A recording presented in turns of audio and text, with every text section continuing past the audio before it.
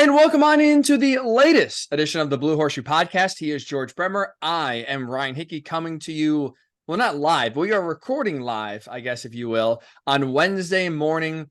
We got a lot to talk about here, George. You witnessed some tremendous college basketball this past weekend in Albany covering IU. By the way, the women's hoops, I mean, what a game they had against South Carolina, obviously in a loss, but still, I mean, they pushed the Gamecocks probably better than any team has so far up to this point this season. Also, you there in person to watch LSU Iowa. We'll get your takeaways not only from a great slate of women's action of the weekend, but also we were sort of neighbors in the same state at least a little bit. We'll see how New York did treat you over the weekend. We had the Colts re-signing Julian Blackmon, really the biggest name in terms of Colts player that was still not re-signed. We'll get into that impact and Chris Ballard's approach so far this offseason. Unfortunately, really sad news we'll get into with the passing of Vontae Davis way too soon. We'll hit on that. But, George, we have some breaking news here that is sort of Colts related, and that is a team in their division with a quarterback on a rookie deal being super aggressive. And now we have just learned that the Texans have traded for former Bills wide receiver Stefon Diggs. Safe to say, George, they're going all in. They trade for Diggs. They've signed Danielle Hunter as well. They've gotten Joe Mixon. They have signed right now AFC South legend Danico Autry. Their approach with a rookie quarterback, safe to say, George, has been the opposite approach so far of Chris Ballard, while also having a rookie quarterback contract. Yeah, in many ways, absolutely. I think coming out there and going really all in for a couple of huge free agents. I mean, Hunter and Diggs. Oh, Diggs is a trade, but I'm sure there's going to be a contract involved there. And you don't make that deal if you're not planning on re-signing him, I would imagine. So that's a lot of capital. We don't know yet what the draft compensation is there. We'll see what they've done, but they've put a lot of capital this offseason into new additions. Even Joe Mixon, was a guy that was going to be released that they ended up making. It wasn't a big expenditure from them, but it was more than they necessarily had to put out there, because had they just waited, a day or two, they would have been able to pick him up off the market for free. But they wanted to make sure they got him, and that's that aggressive nature. They didn't want to put him in a situation where he could sign with anybody. They want to make sure he was a Texan, and it's been very clear that Nick Caserio and that he's had a very clear plan. I think he came in with the idea that they had cap space and that they wanted to go and use it and add weapons around their young quarterback, who looked amazing last year. I think no one's going to watch this and say this was bad thinking by the Texans. I mean, you watch the way C.J. Stroud played last year, and you've got the offensive and defensive rookies of the year. And I think you're going to feel pretty good about where you're headed. And this, this is the decision that they made to move in. And I think that's an excellent thing to do. I also think they're in a completely different situation than the Colts were in, because they didn't have their own guys to re-sign. They didn't draft well in previous years. They didn't have their own players to bring back. So they went outside and they did it in an amazing way. And you got to give them a lot of credit. The Colts, everybody keeps acting like the Colts spent no money this offseason. They spent no outside money this offseason. We'll see how that works out. I'm not defending, one approach or the other right now. I'm just saying this is why it looks different. It'll be very interesting. And I think you mentioned this last week, or maybe it was the week before. This is going to be very interesting to watch this play out now in the same division. Even before the Texans got Diggs, it was clear that they were being aggressive. They were adding outside help. They were trying to build around this young quarterback on a rookie contract. And the Colts, obviously, from the very start of free agency, have been all in on continuity, which is, I guess, Shane Steichen really kind of telegraphed that for us, didn't he? I mean, I don't know how many times he said continuity in his postseason presser, but the Colts had a ton of guys that they wanted to bring back that were their own guys, and that's where they spent their money. So I think it's going to be really interesting to watch now, because you had two teams that were essentially tied last year. I mean, they came down to week 18 and a 4-point game. The Colts are 15 yards shy of winning that game, split with each other during the season. It doesn't get much closer than that in the NFL as far as the gap between two teams. And now you've seen two completely different approaches. They're going to play each other twice again. Obviously, they're going to be in the same division. It's going to be fascinating to watch that play out. It is. It really is. And like you said, the Colts have spent a lot of money just on their own players. The Texans have spent a lot of money, all for the most part, on outside players. I do want to defend Chris Ballard here for a minute, George. I'm curious your thoughts on this because for you listening, right? You obviously know George and I's stance when it comes to L'Jarius. We were on board with that trade. And I'm not giving Chris Ballard a pass. I think he dropped the ball with that trade specifically. Put that to the side for a second. Everything else Chris Ballard has done this offseason, I can't argue with, and has been the right move in terms of re-signing all their guys. And I do think the idea of running it back for the most part with a 9-8 team last year under Gardner Minshew that, like you mentioned, was 15 yards, 20 yards away from winning the division and having a home playoff game. But now you get your franchise quarterback back who in limited time showed you a lot of promise. That's encouraging. That's really encouraging, I think. And it's not like the Colts are now light years behind the Texans because they won a playoff game last year. Now we're adding all these big names. Like, what I want to kind of talk about is they added a lot of big names. And to Chris Ballard's credit, according to reports, he offered Danielle Hunter more money. For whatever reason, he chose the Texans over the Colts, but it's not like he was outbid by Houston, and that's why the division rival got that premier pass rusher that was with the Vikings for a long time. So it's like Chris Ballard tried to get one of the biggest pass rushing free agent out there, gave more money, didn't land him. But it's like, how much better do the Texans actually get? Because you look at it, right? They signed Joe Mixon. Well, I would take Jonathan Taylor over Joe Mixon 10 out of 10 times. So it's like they didn't get, like, they're not better than the Colts at running back. And they signed, like, the big splashy move now is Diggs, right? You land Stefon Diggs, you're trading for a 2025 second round. I mean, the Bills basically gave him away. But with that said, the Bills gave him away. The Bills right now, in an era where they have Josh Allen and they're trying to win a Super Bowl, are eating $31 million on their salary cap to have a player not on their team. This is a guy that has caused a lot of drama and headaches in Buffalo for the last 18 months and has not matched the production. I mean, I think it was like week 6 or week 5 was his last 100-yard game in 2023. He's been a big headache and not a lot of production. I don't really think the Texans got that much better, to be honest, George. And so, like, I think it's easy today for fans to panic of, look at the Texans, another big name. You know, they got Danielle Hunter, they got Stefon Diggs, they got Joe Mixon. They won a playoff game last year at CJ Stroud. They're going all in. And look at the Colts. They're bringing no one. I really still, even after this trade, George, I don't think the gap between the Texans and the Colts is that wide. I'll give Houston the advantage because they did get Danielle Hunter and CJ Stroud was healthy for a full season and won a playoff game. But it's like, I don't think, like, the Colts can absolutely catch the Texans this upcoming year. I don't think it's a foregone conclusion that the Colts are playing for second place. How do you feel about that? I don't think it's a foregone conclusion. I've just seen too many offseason champions that didn't work out the way people had planned. I mean, you go back a couple of years ago in the Broncos, bring in Russell Wilson and everybody's saying it's over. When you add Russell Wilson to that team, they're going to win. They're unseating the Chiefs at least in the AFC West, bare minimum. And 2 years later, he's playing for peanuts in Pittsburgh, and they're moving on with an uncertain future at quarterback. They didn't even have an answer behind him. They just didn't want him anymore. And then you look at last year with the Jets in a very similar situation. They bring in Aaron Rodgers, and he's the missing piece. And this is going to be, and then that's a different situation because of injuries that end up costing New York a chance to see that. But that's part of this equation too. You don't know what's going to happen on Sundays once the season starts. On paper, I think the Texans have done a really good job. The Diggs move to me is the biggest move of the bunch if it works out. Everything you just said is absolutely true. The Bills cut him loose. It's the second time a team has done that. The Vikings did it. That's how you got the Buffalo to begin with. But you think about when the impact he made when he first came to Buffalo, when he got that fresh start and he was a happy camper, and it really coincided with the Bills kind of taking off, becoming the best team in that division, getting back to the playoffs regularly. And I think the reason I think it's the biggest move for Houston is I think that's the biggest improvement for them in any of the areas. Danielle Hunter is an outstanding player. and he's going to give them an upgrade over Jonathan Grenard, but it's not light years leap.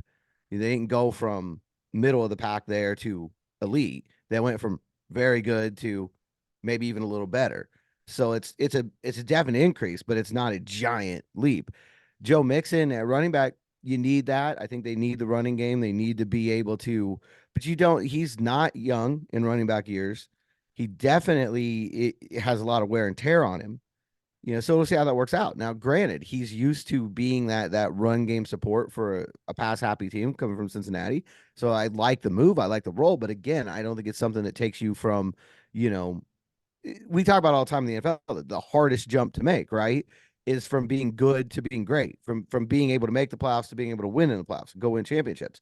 And I don't know that Joe Mixon does that for Houston. The reason Diggs might is you've already got Nico Collins, who played really, really well there. You've already got Tank Dell, who had an excellent rookie season before he got hurt, who's going to come back and be healthy.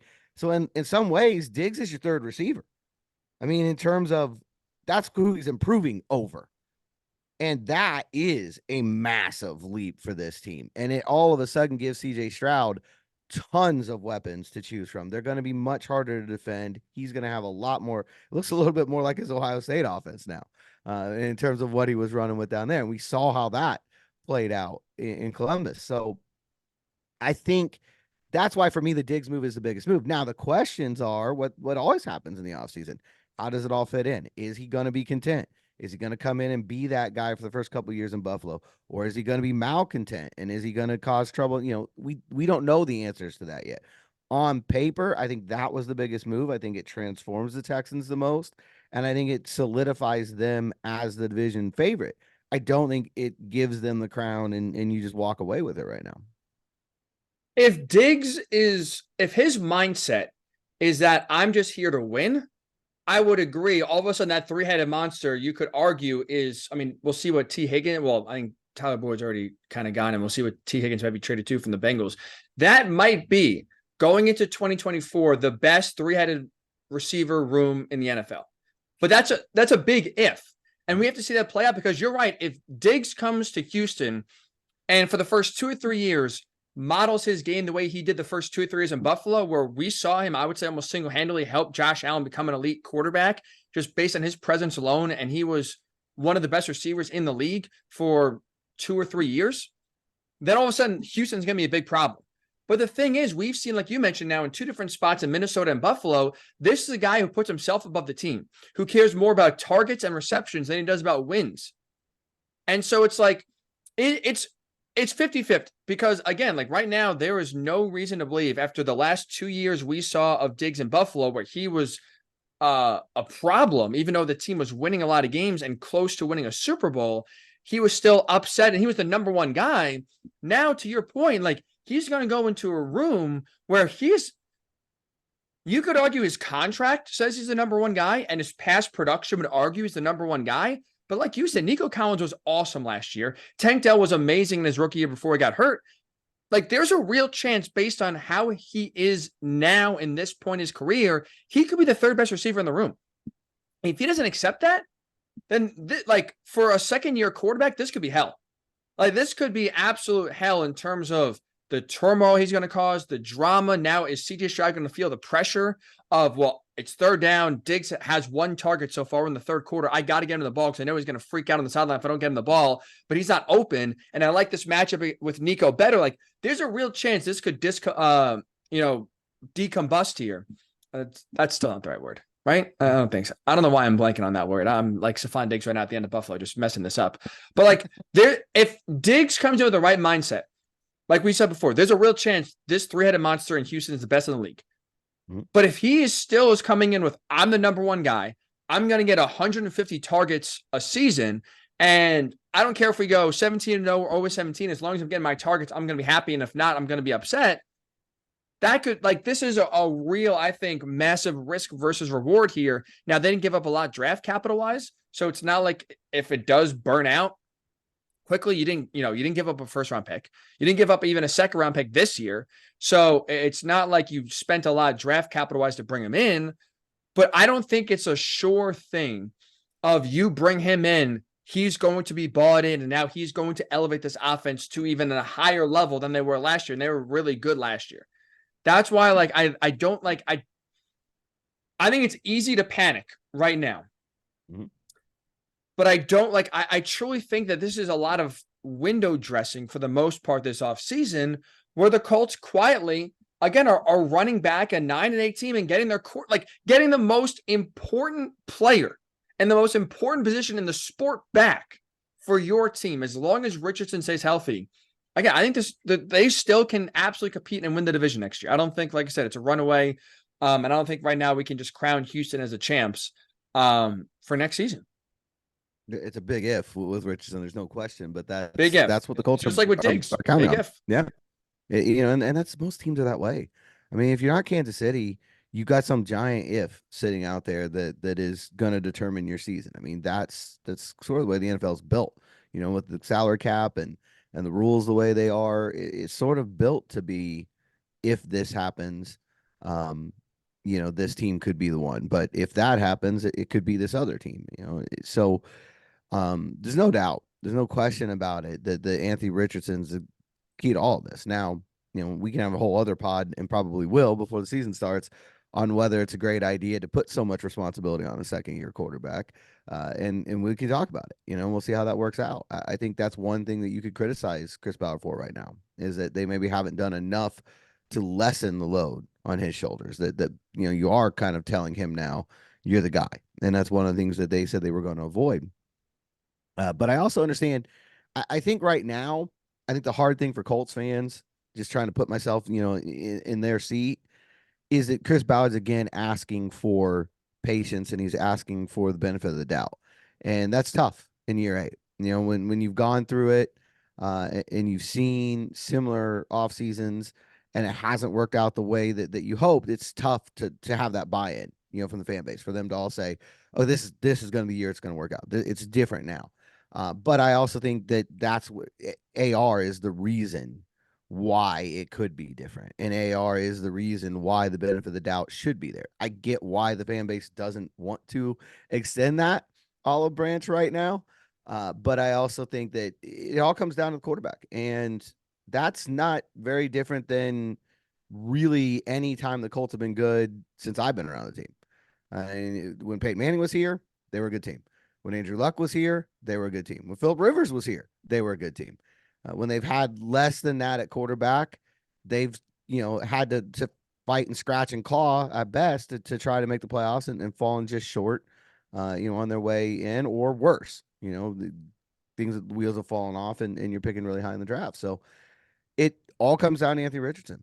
And so I would say, don't put your benefit of the doubt in Chris Ballard. Don't put your benefit of the doubt in, I've seen a lot of people saying, definitions insanity is doing the same thing and expecting different results. And that's how they see things going right now with Ballard and the Colts. AR, I think, is the difference there. The benefit of the doubt that should be extended is to that quarterback because he is a difference maker. And we'll see. And just like last year, almost everything I said this time of year was wrong. I'm going to admit that right now. I mean, everything I thought about that team going into last season did not play out that way. And then they exceeded my expectations tremendously. So we'll see. We'll check again in January, and I'll be open and honest, and we'll have the receipts. And but right now, I think it's going to be a really tight race in the division. What concerns me, and I'd like to see your opinion on this, is the receiving rooms now from the other 3 teams versus what the Colts have in the defensive secondary. We know the Colts have struggled back there. We just talked about Texans, Collins, Dell, and Diggs. You've got Calvin Ridley and DeAndre Hopkins in Tennessee. Now we'll see, how Will Levis can deal with that, and we'll see with their age, where they're at. But on paper, that's a pretty dangerous duo as well. And then you've got Zay Jones and Gabe Davis down in Jacksonville. So I think for a young Colts defensive secondary, there is a real challenge in the division this year. There is, and that's, again, part of why the what we won't excuse Chris Ballard for, and I think he deserves a lot of criticism for this offseason, is primarily not taking a swing on a guy like L'Jarius Sneed when he had the ability to, and you see what he got traded for and the contract, both less than we thought it would be. I think it's a mistake, and that's right now the one area I would say Chris Ballard has failed in. We agreed when we talked about it in the free agency preview pod. Signing your own guys is a priority. And again, this team, you had to bring back Grover Stewart. You had to bring back Michael Pittman Jr. You had to bring back Kenny Moore. Like, those were, I think, non-negotiables. I think another one of those non-negotiables, George, was bringing back Julian Blackmon. And obviously, we saw earlier this week, they did that 1-year deal. Now, I found it interesting, Jordan Schultz, NFL insider for Bleacher Report, amongst other outlets as well. He mentioned that Chris Ballard is like, there's a chance, didn't say likelihood, but it's a chance Chris Ballard could opt to extend Julian Blackmon at some point this offseason, and that even though it's only a 1-year deal, we could see a long-term partnership here between Blackmon and the Colts. And I think, again, the Colts need help at corner and safety. If we put corner aside for a second, they need help at both safety spots. Blackmon is massive, right? And we saw week 18, George, when he was not on the field against the Texans, what happened? A few coverage busts. I mean, the first play of the game offensively for the Houston was a 75-yard touchdown, just right over the top. I don't think that happens if Blackmon is there. So re-signing him was a must. Chris Ballard's patience in this case won out, and you get Julian Blackmon back for at least a year. Hopefully they extend him and keep him here for a little bit longer. But I think what this Diggs deal does do, George, and now I think where this is the pressure is back on Ballard, to your point, not just now in Houston, but also in Tennessee, two on paper solid receiving rooms. I think you got to go hard for Justin Simmons. Like, at this point in a safety free agent class that is plentiful, right? There's a lot of safeties out there, so that drives the price down. Justin Simmons is a Pro Bowl safety. He's a leader, a captain in Denver, experienced guy as well. I know he's a little bit on the older side at 30, but that's a guy I feel comfortable with, because at least if you're going to go super young on the outside, right, with Juju Brents, with Jalen Jones, with Dallas Flowers, I mean, every mock draft, and I think rightfully so, has them picking a corner. And I saw Field Yates was put his latest mock draft out earlier this morning. He had Quinyon Mitchell from Toledo going to the Colts at pick 15. So let's just go into the assumption the Colts are going to draft a corner at 15. You are going to go very young there. I think then you have to offset that by going veteran heavy in the secondary. And I don't think you can go into next year with the secondary room of Julian Blackmon, Nick Cross, and Rodney Thomas and hope it works out. I think you have to have a starting safety duo of Blackmon and Simmons. I don't feel great about it, but I would feel better facing Houston and facing the Titans 4 times next year if that is your safety duo, and having that veteran presence hopefully guide and help the young outside inexperienced corners to hopefully, bare minimum, at least prevent coverage busts that we saw when Blackmon was not on the field in the biggest game of the year last year against the Texans. That happened more than it should.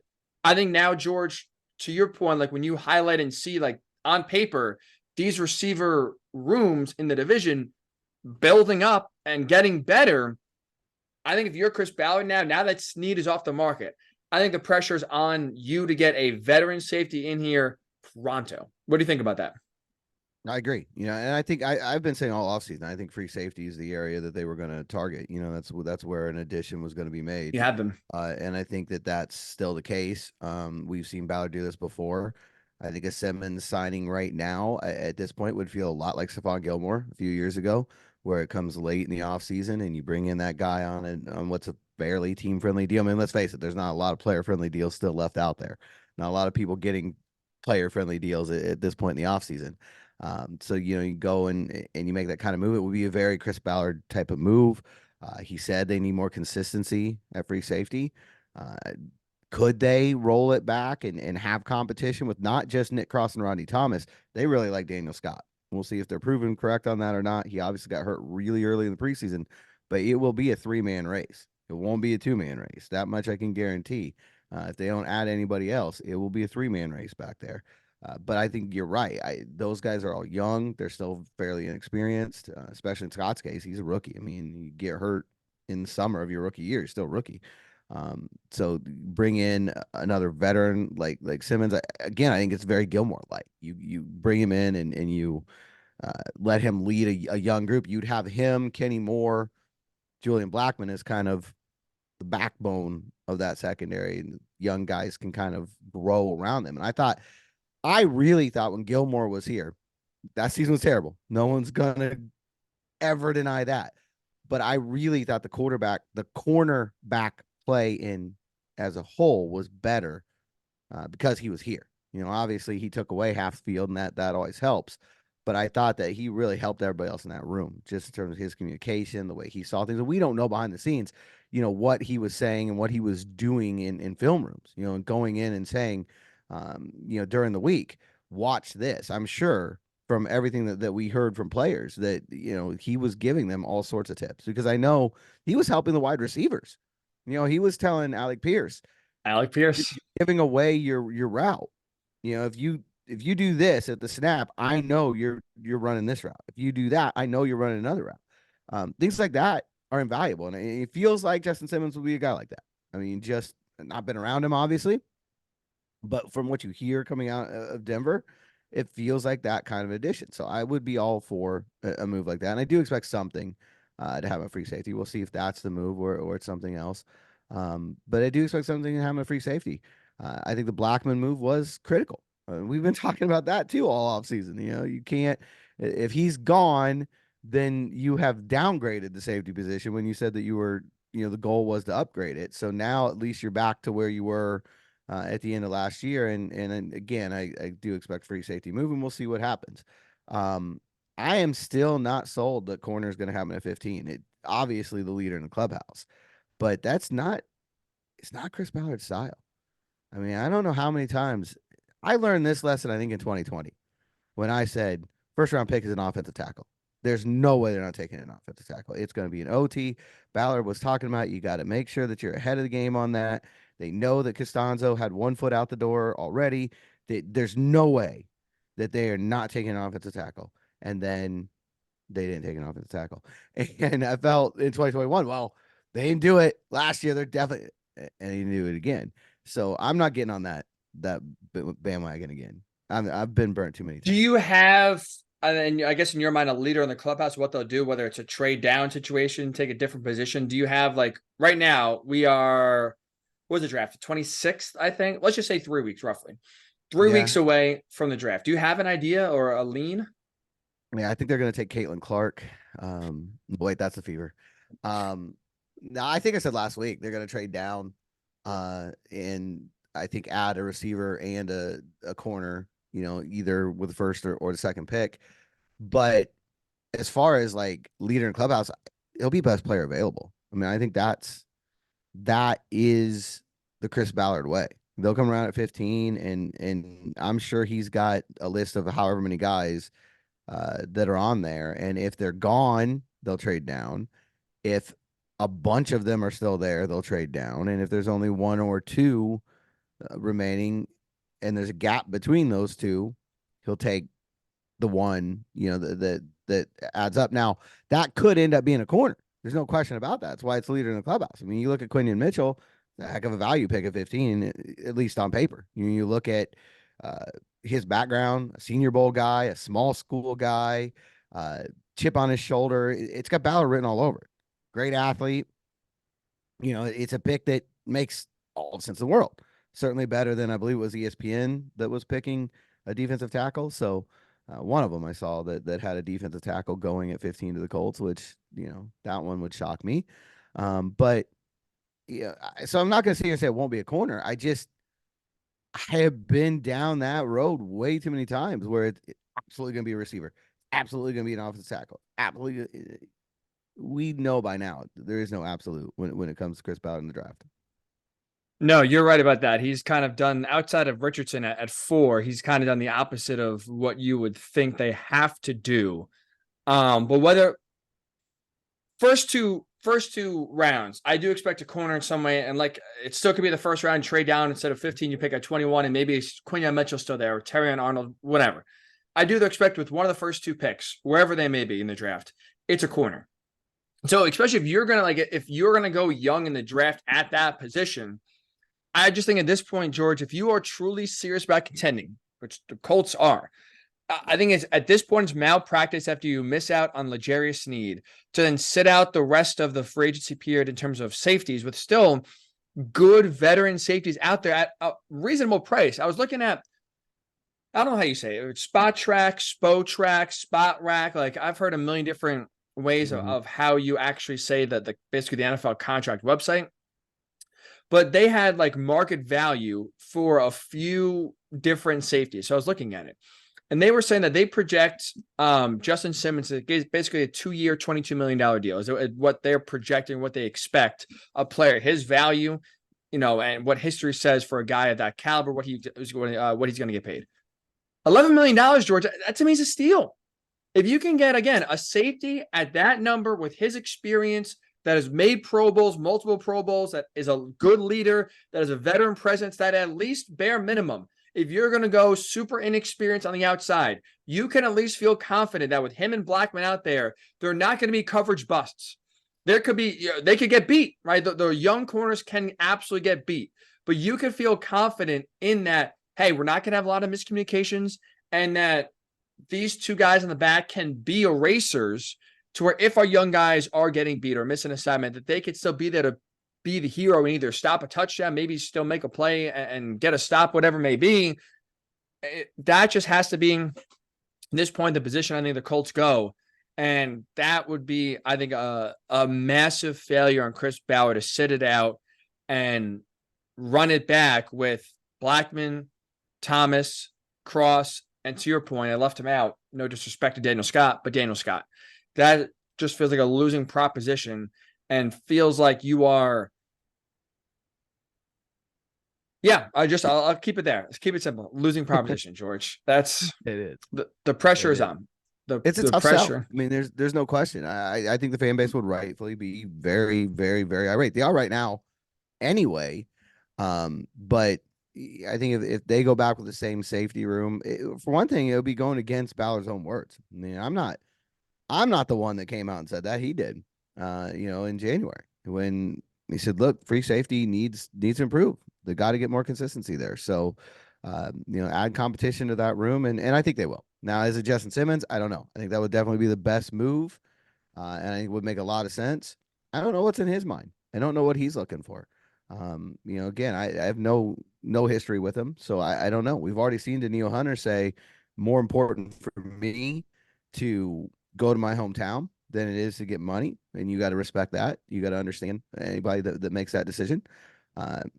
I don't know what Justin Simmons' priority is. Maybe he wants to go to Kansas City, and that's the only place he wants to play. I don't know. I played in the same division for him a couple of years in a row. I probably would start feeling that way. Maybe he wants to go to the NFC. Maybe he feels like there's a better path over there, to get to the Super Bowl. He wants to go to San Francisco. They were in the safety market. They were trying to steal Julian Blackmon on the cheap. So I don't know.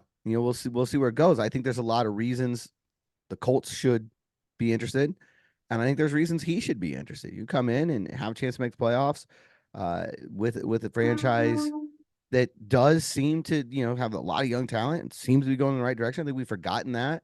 We talked a lot about that back in January when the season ended. There's still a lot of young talent here. There's still a lot of optimism here. I think it would be an attractive spot for Justin Simmons. But again, I think that's one of the hard things to know in free agency. Every one of these guys, we all assume they all want, $100 million. And if they get offered $100 million, we're going to take it. They're like the rest of us. We're beyond that point in free agency, though. We weren't getting $100 million anymore. And now you don't know. Is there an area of the country he wants to be in? Is there a family factor involved that leans one way or another? I don't know. Maybe style of pizza will determine. He wants to go to New York and get New York. I don't. You just never know. Until you're in that camp or these players personally. Fair. Last thing. Oh, damn it. I had a sneeze. Damn it. I thought I was was waiting for a big one.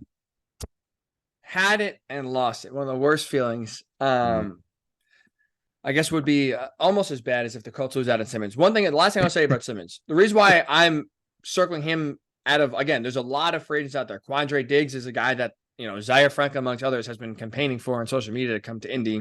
Micah Hyde from the Bills out there as well. Really too. He is. I think of all those guys to stop at Diggs. True. I mean, no one would know, how to stop his brother or Stefon Diggs better than his brother. That's for sure. I do think Simmons is the best available. And again, if you're Ballard, I don't like assuming Simmons is open to coming here, like you said, right? Like, and that he doesn't have a certain division or a certain city in mind, and he's just open to go to a team that's willing to give him some money and a good fit. I think that if you're like Chris Ballard, you owe it to yourself, owe it to your team to get the best. If you're not going to go corner, you got to get the best possible safety you can get the best guy available. And I think that's why for me, it's Justin Simmons. And again, you're right. There are factors that go into past just football and past just, he's the best player. Let's give him a lot of money and bring him here.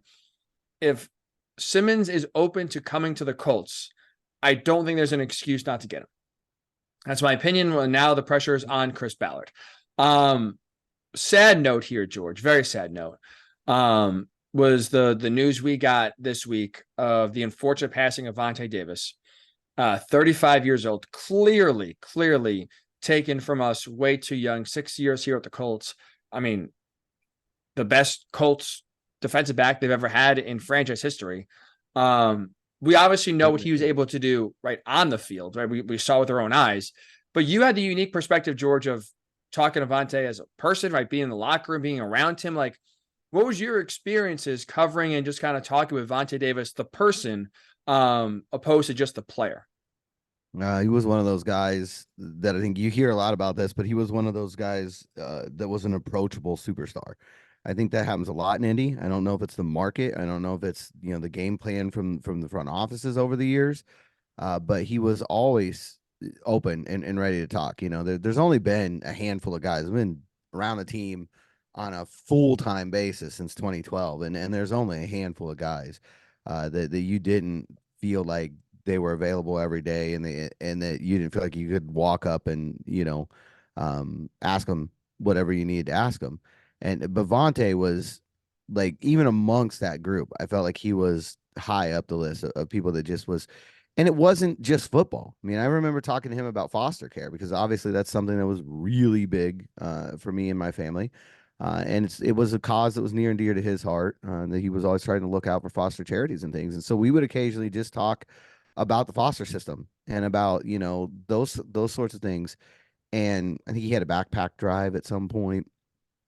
And it just was, he was very personable, and he was, and I think that extended to his teammates. He was a guy that was beloved in the locker room because he was such an easy guy to get along with. And then obviously on the field, I mean, in the Indy era, there's definitely not been a better corner. And maybe it's him and Bob Sanders for, defensive back period, as far as who was the best. And you look at the 6 years that he was here, two of them in particular, in 2014 and 2015, he was probably, if not the best cornerback in the league, top three. I mean, he was absolutely a lockdown guy. Half the field was gone. I mean, the one year, it was 2014, they literally just stopped throwing to him the second half of the year. They would not throw his way. So, to have a guy like that on the field, obviously invaluable. But Kenny Moore was on Twitter talking about, what Vontae Davis meant to him. They never played together. They didn't spend a minute together, but that shows you.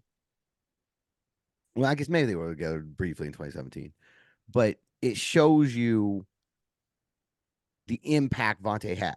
That it went way beyond that. This generation of Colts, the current players, still not only respected him, but had contact with him because he was that kind of guy. You can pick up the phone if you're Juju Brents and call Vontae Davis, and he's going to have something to tell you. He's going to try to help you in any way he can. That for me is a bigger loss than football, and obviously when we're talking about this, it's tragic in every way, but we just need more people like that in the world. I'm glad you brought up the foster care because you're right. That was one of the videos the Colts put out on social media this week as well. Was he had a child in foster care come to the Colts facility that he was talking to him and just kind of talking about his life.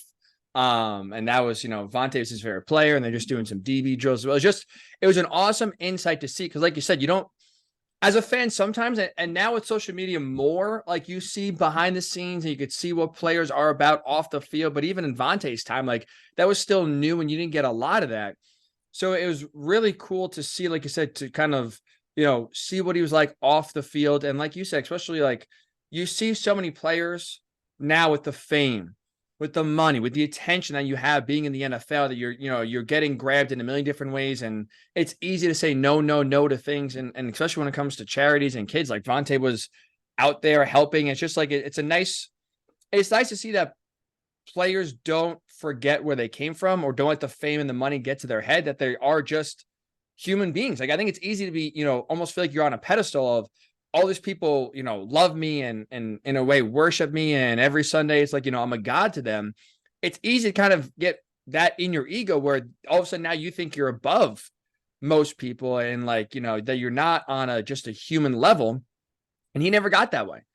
And he was someone, like you said, that just was caring, was himself. It's really sad that, like I said, just a great person, forget player, just a great person was taken far too early. It's sad, very sad, when these stories like that do happen. But like you said, there's been no shortage too on social media of positive stories, of positive impacts Vontae's had on players that he's played with or never played with before. You know what I hate? That he's going to be remembered for retiring at halftime. That's one of the things that I did. All the things that he did in his career. And look, that I don't mean that to was laugh. I don't mean to laugh. no, but it is. He would probably laugh about it. It is bizarre. It's bizarre, and there's no question. And I get it. I'm not saying he shouldn't be remembered for that. I hate that that's going to be the Like the first postscript. thing. And it was that way the minute it happened. But I also think even there, you saw his personality, saw who he was. If you look at the statement he released right after that, he says, I can't do this anymore. I'm not going to stay out here and I'm not going to pass a check. It would have been an easy thing to do. Now, I don't know if you do it at halftime, but, understanding that the game's passed you by is not something that every player does. Now, yeah, granted, but that even, even at halftime, I remember when it happened, we were all covering a game in Washington at the time. That was the Zach Darius Leonard Leonard game, breakout right? game. Yeah. Where he absolutely had 19 tackles and he was flying all over the field. And people were surprised because you never, ever predict that someone's going to retire at halftime. But we also were like, you can see Vontae doing that. If someone was going to do it, you can see Vontae doing that. He was always a different kind of guy. And I think that that's part of his charm. It's part of what made him who he was. He was his own person and he was never afraid to be his own person. He was going to make the choice that he felt was right, regardless of what anybody else thought. And I think that's a quality a lot of times that we're afraid to do that. It's one of the things I look at in my own personal life. Like, do I do that enough? Do I make the choice that I know I should do, even if I'm going to catch, ridicule for it? There's certain bravery there. There's a certain courage that goes into that. And I think it goes into being one of the best corners in the league because you don't care what happens. You're going to play your game. You're going to let the criticism come, and you're going to be you. And that's one thing about Vontae Davis. He was always true to himself, and he was always true to his teammates. He was always true to his family, and we can learn a lot from that. That's a really good point. I never thought about it like that. It is, again, and there's been memes and the impersonation of Tre'Davious White and LaShawn McCoy is sticking in my head when it comes to them reenacting Vontae's, like, I guess, halftime speech, if you want to call it that, of him retiring. But that's a good point. I never thought about it like that. Like, he's no dummy in the sense that when you retire at halftime of a game, because we never see that is a story in and of itself. It's easy. Like you said, he could have played the second half and just, you know what, coach, I can't do it after week 2, week 3. It's not as memorable. Clear there, but yes, but it's definitely not as memorable if you retire after week 2 versus retiring at halftime of week 2. But I think I like the way you phrase it. Just like he didn't care. Like I'm sure he had an idea of what's going to be said and the ridicule that's going to come his way by making this move, but he didn't care. I think that is a good life lesson to your point of just like, if you believe whatever it is, if you believe what you are doing is right, then no amount of criticism or what anyone else says should impact what you do or not. Do what you think is right. And I think it's easier for me to say that, for you to say that. But when it actually comes to practicality of implementing it in our life, it's hard to do. And that's why try to make some sort of smooth transition. That's why on Monday night, I gave Angel Reese a lot of credit for how she's handled herself the past year, because she, like, as a 21-year-old college kid, she, in a lot of people's mind in this country, was the villain.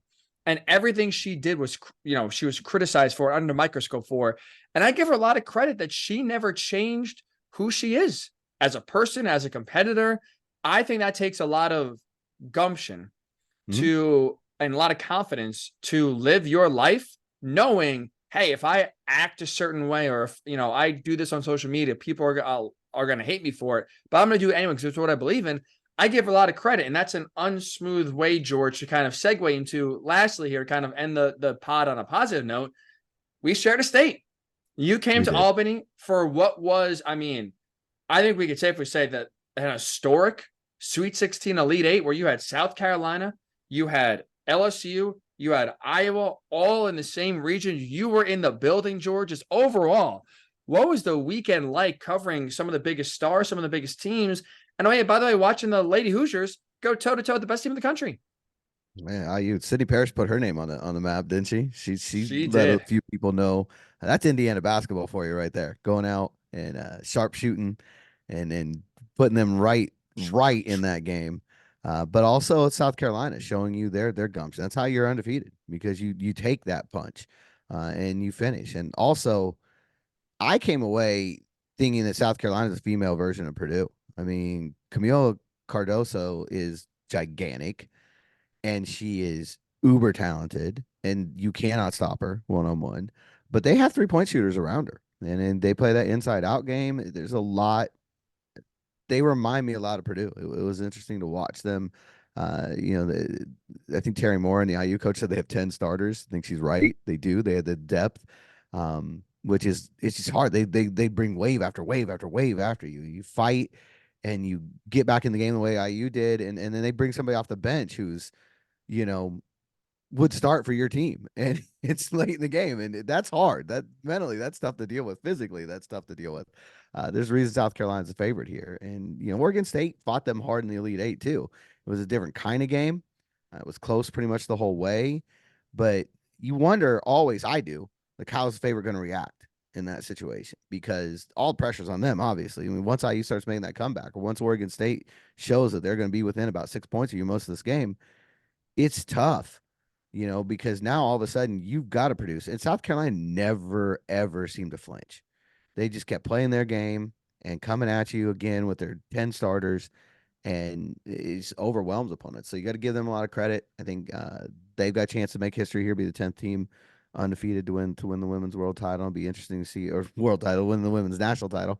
And we'll see if they probably are the best college basketball team in the world, but we have to prove that somewhere else. But they're fallible, and I think that's something that it's good for the women's game. They're not. UConn's been more dominant in the men's tournament than South Carolina was on paper in the women's tournament. So I think that's good. I think that's one of the excuses people always use for not watching the women's tournament. Not one you can really use right here. On the other side, didn't get to see Media Row, unfortunately, for LSU Iowa, because it was full.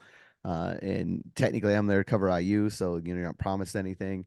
That was obviously the main event of, I think, everywhere this weekend. 12.3 million viewers. That's an incredible number. And it lived up to the hype. Give both teams credit. They came out. That first half was amazing.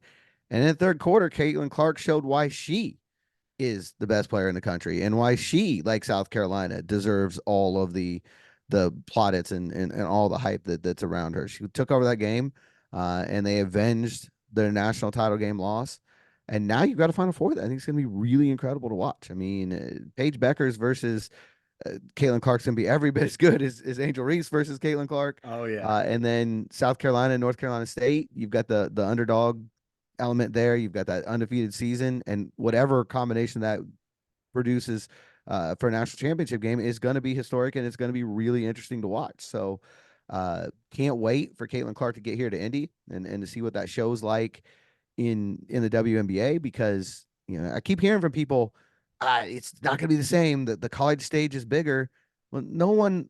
There were never 12.3 million fans watching women's college basketball before Caitlin Clark either. So, I'll tell you one thing I learned this weekend. I am not going to bet against 22. I would agree with that. Yeah, there's some people at work too that were like, oh, like once she goes to the WNBA, who cares? She's bringing viewers with her. The Fever are going to be must-watch TV this summer. There's no doubt about it. Anyone else thinking that she's just going to disappear is a fool or not living in reality. So not on Media Row Monday. Were you in the building Monday? Yeah, but you're looking at this cramped sardine media room, so I'm watching on TV like everybody else. But it was, I mean, you're Still, just talking about it, absolutely insane. There were Iowa fans everywhere. I know that's not a surprise to anybody, but I can literally imagine. everywhere. Anywhere I went, there were Iowa fans, and I saw one LSU fan. So there were LSU fans out and about too. So, but it was, they have obviously globbed on it. I tell you what, the whole state of Iowa will be watching Fever games. I don't know about anybody else, but that entire state will be, and they may be at Gamebridge Fieldhouse watching in person. That's true. Not that far. If you're gonna travel to Albany, Indy's a lot closer, a lot easier of a trip for those Caitlin Clark fans for sure. All right, George. So you texted me before the pod. Yeah. You got a bone to pick with the state of New York. Let's hear it. Why do you hate it? I should say specifically Albany, because I don't know what happened in the rest of New York. And I'm sure if I was in New York City, this wouldn't have happened to me. 3 times I am out eating at a restaurant while there are men's games on live at the moment. Television sets with sports on in those restaurants. None of those times was there a men's NCAA tournament game on, and twice there were reruns of football games. So that would not happen to me in Indiana. That's all I'm saying. Yeah, number one, as a New York City resident currently and someone who's grew up on Long Island before, upstate New York is like a different state. We don't accept it. Once you go past the Bronx, there's the line. It's the 51st state for all I care. Upstate New York is a different world. So I'm not taking ownership. I'm sorry Albany failed you.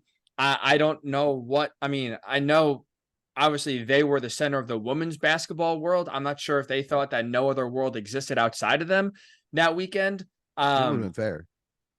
I will not. Yeah, that's for other Sweet 16 and Elite 8 games to not be shown. That I got nothing for you. I was watching Purdue clinch their Final Four berth on my laptop, but at least I had my laptop, so I had it covered. Sunday afternoon. What else? Where were you on Sunday afternoon where they had reruns of playoff games? They didn't even have the Final Four and the Elite 8 on? Well, Friday night was a rerun of playoff game. The Bills lost to the Chiefs, and I didn't know if that was like a shot at Buffalo or how that was going, but it was a college game that was on Sunday afternoon. It was even worse. I was at Applebee's, and it was insane. Yeah, they had the women's games on, so as you mentioned, maybe that was a lot of it, is saying, hey, look, we're the center of that universe. So I think they had Stanford and North Carolina State on at one point, and whatever else was going on. But with their janky 3-point line, with the 3-point lines that didn't match, that I tell you, for as far as the women's game has come, the fact that stuff like that keeps happening, and I can't remember which coach it was, but one of them out there said, look, I think it was Texas's coach, said straight up, Vic Schaefer, this won't happen in the men's game. And he's absolutely right. There is no way on earth that would happen. And yeah, they've come a long way from the pandemic, from the bubble tournament where we saw the ridiculous weight room that the women had versus the luxury that the men had. They've come a long way from there. But the fact that this is still happening tells you that, there's still work to be done. And Dawn Staley said a couple times this weekend, growth has been great. But she said point blank, they held the women's tournament back before. That this could have happened years ago. They finally took the handcuffs off and let them, showcase themselves. So I think Caitlin Clark's the right player at the right time with the right skill set to lead this revolution. And they're making the most of it. That they are. Yeah, it's been tremendous growth. Yeah, it's 3-point line's a whole different thing. Last thing I'll say here, George, because Rebecca Lobo on the broadcast got a lot of heat for this, but since you were there, you can attest and back her up. And if you want to receive the hate of Albany, go for it. Or if you want to, pump up that the state capital of New York for a few days, you can also take that opportunity here as well. She said, good luck finding anything to do in Albany. You were there, what, from Thursday to Tuesday? Yeah. Thursday to Yeah. Tuesday, George. Would you agree with Rebecca's assessment? Or would you say, hey, Albany is a thriving metropolis with a lot to do. And if I was not in Indy, I would move there. I mean, there's good people there, right? So, they were very hospitable. Oh, boy. When you start off with they're nice, that's Albany's when you know there is nothing else good to say. Albany's got a great personality. I'll say that. Nothing else you got to add. Well, I guess if you're eating at Applebee's, no disrespect to Applebee's. That's a eating point. good in the neighborhood, but that's the go-to. That tells you everything. That tells you all you need to know. I mean, I was going to try out some place called BurgerFi, and I don't think we have those in Indiana. That's a chain. I mean, it's a less known chain, I guess, and maybe more regional. But is there nothing? There's no local spot. There's no like Lou's Sports Tavern that you can go there with all the locals and get a nice $2 draft beer and watch some men's basketball. There's nothing there's no character. I'm sure there was somewhere, but they weren't doing a great job of advertising it or telling you where it was. And that's I will say this. I've been to 4 NCAA tournament sites now, and this one probably 4th on that list. I mean, just in terms of the arena is nice, but it's not. I don't know that it's really big enough to be hosting this level, where you have the 2 regionals together. There's no overflow media sections. Why it wasn't in the arena on game day. And it's just, I do think, and some of the coaches, you probably saw it. There was definitely some reports out there early the first couple of days. Some of the coaches were saying it didn't feel like it was necessarily up to the regional standards that you need to be. So they treated me well. I'll say that. And I'm happy. It was a good experience. But yeah, of the 4 sites I've been to, I would put them 4th. George stands with Rebecca Lobo. I guess the only thing I can add to back you up is I have, outside of the 4 years I went to Penn State, I have lived in the state of New York my entire life. I can't remember. Maybe when I was younger, maybe, but I don't even remember it. I don't think I've ever been to Albany. It's like a 5-hour drive from where I grew up, so it's not impossible. It's a state capital in New York, so it's like, I guess that's an excuse to go there. I've never been, at least that I can remember, George. So that right there, I guess, lends itself as well of there's no reason to visit. Maybe let's start thinking about some different regionals, especially when it comes to the biggest regional I think we've ever seen for women's college basketball ever. That's a big thing. With the stars, with the teams that were there. I mean, the 3 biggest names and or teams in women's basketball in one site. Maybe let's not go to the state capital of New York next time. Can you imagine how much fun that would have had to have that LSU Iowa game at Madison Square Garden? Could you imagine how much fun it would have been if you were in Portland and you had LSU Iowa under the guise of one side, the 3-point line was incorrect? How many points would Caitlin Clark score on a short 3-point line? 9 inches shorter. Imagine the takes and the outrage if she hit those 9 threes. Would you ever know though? Is she ever near the line? Does she know where the line is or care? No, she's like Steph Curry. You cross it. The 3-point range for her is basically over half court. As soon as she steps over that mid-court line, it's all right, I'm shooting it. So you're probably right. It wouldn't have impacted her because she's taking deep threes anyway. I don't think everyone ever found out that it was mismatched with Caitlin Clark because no one would have ever had to check where the line was. What was amazing to me is you could look at the picture and immediately, how did it take them 2 days to figure that out? It was pretty obvious right away. They played I think it was 5 games they played before the line was fixed. I think it was the 5th game was the one where they finally found out and then said, all right, we're just going to still play anyway. So 4 games, no one had any idea that one side was not 9 inches is pretty drastic difference. Pretty plainly visually obvious, I thought. And there we go. You can't. Look, that's the NCAA for you. Yeah. Always finds it, even in the best year of women's basketball, still finding a way to make it about themselves and making it an embarrassment. So, hey, you know what? It wouldn't be college sports out some sort of NCAA snafu. They've done their Very part. true. Check. Now we can have a Final Four with no asterisk on it. Well, let's That hope is that for they get the sure. 3-point lines on correctly in Cleveland. Can we ask Yeah. for that? I know they'll be correct in Phoenix. That is for sure. I never asked you this. Are you going to Phoenix covering Purdue? Can't I get your am not going to credential? Phoenix, but I am credentialed. I just, do a GoFundMe or something, I guess, and get out there. But no, it's not going to happen. Unfortunately, I will be doing a lot of Purdue coverage. I've been talking to some people with local ties. So there'll be some interesting angles. One of whom's an assistant coach over there. Yeah, it's huge. I mean, obviously, this is one of the bigger things that's happened since we started the sports bureau, CNHI Sports Indiana. We started that in 2016, and this is the biggest story that's happened in Indiana since then. So it's going to be a lot of fun. It could be interesting. And the men's Final Four, too. I mean, we were just talking about the women. The men's Final Four, every one of those teams has an outstanding storyline. I mean, North Carolina State and the run they've been on, and 40 years since they've been there. Purdue, BJ Burns, 44 years, and Zach maybe the Edey. next Colts left tackle, George. Yeah, that you ain't kidding about that. Somebody's left tackle. I mean, holy cow.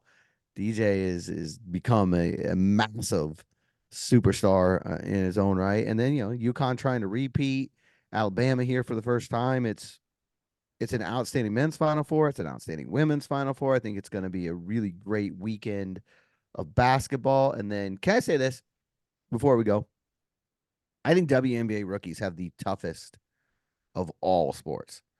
You literally, Caitlin Clark could play in the national championship game on Sunday and then get drafted like a week later. I think it is 8 days later. It's insane. And you go right to your team and, you pretty much start training camp right away. And May should be playing regular season games. There is no break. We talk about the NFL, and the NFL rookies talk about it all the time. And it is really tough on them because you go from your bowl game to draft prep to get drafted to practice to training camp to go, and they don't get a break.